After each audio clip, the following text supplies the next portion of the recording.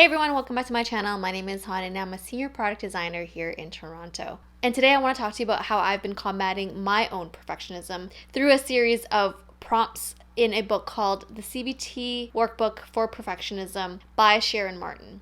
This book talks about perfectionism, its causes, its roots, and then has a bunch of prompts for you to go through to explore, the cause, the roots of your perfectionism, why that is, and then it helps you flip your thinking in terms of rewiring your brain and, switching up those thoughts so that you can work through some of these black or white thinking as well as beliefs that have held you back from doing whatever it is that you wanted to do. One of the most profound things that I learned about myself was that my perfectionism is rooted so much in childhood and the way that I had been programmed. What I mean by programmed is the thoughts and the beliefs that I held based on my upbringing, whether that be through parents, friends, school, that kind of programmed my own internal dialogue and how I talk to myself. I've since come to realize that that's why I have so many unfinished projects, like my YouTube channel. There's a lot of the times I want to film off the cuff things, but because I want it to be perfect and polished, I don't, because of this perfectionism that has held me back. Another reason why I love this book and love working through it slowly is it really makes you think and reflect on yourself and helps you rewire the way that you think.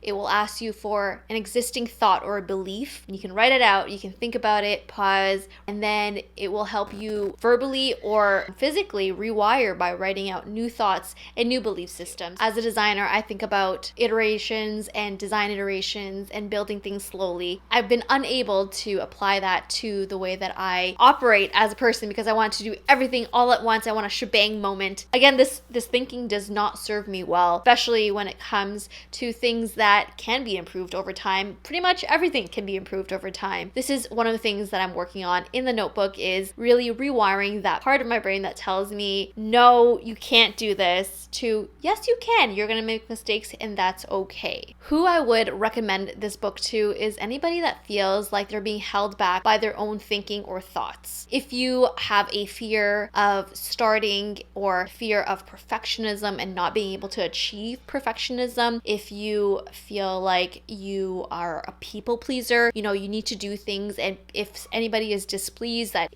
you've done something wrong, if you feel guilty or if you feel shame in things that you want to do, or even embarrassed to do certain things, rather than having this mindset that you're learning, everyone is a beginner at some points, it's okay to try and have failed rather than to not try at all, as well as self-defeating thoughts. If you have self-defeating thoughts, if you're trying out something new and your brain is constantly saying that you're going to fail, you can't do this, and it just sounds like this really negative Nelly in your mind, then this book is for you. It really walks you through all these different prompts and it allows you to explore what it is that you are thinking, whether it's conscious or even unconscious thinking. A lot of my own self-belief was unconscious, and to be able to write things down and to take a moment to reflect has allowed me to understand that, again, a lot of my thinking and belief systems were rooted in early childhood, and I had never taken the time to revisit that and rewire that so that as an adult it does become more serving, so that I am able to operate not on a lizard brain, so not from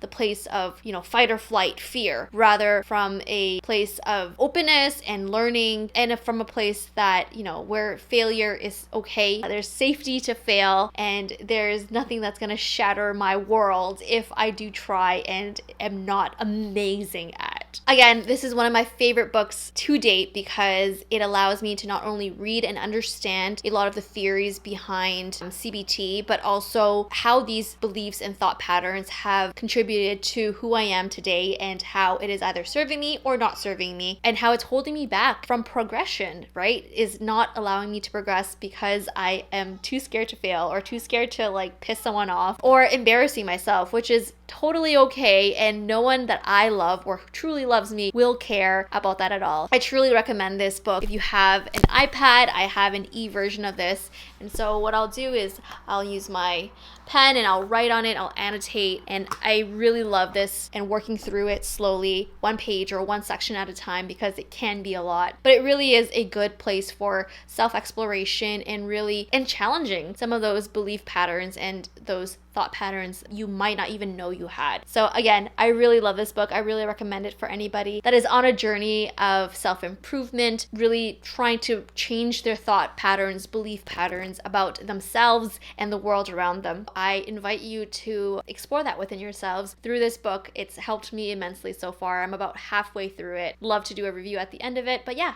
would love to know down below if you have a perfectionist mindset. If you do, what is it that you are struggling with? Maybe it's the fear of rejection.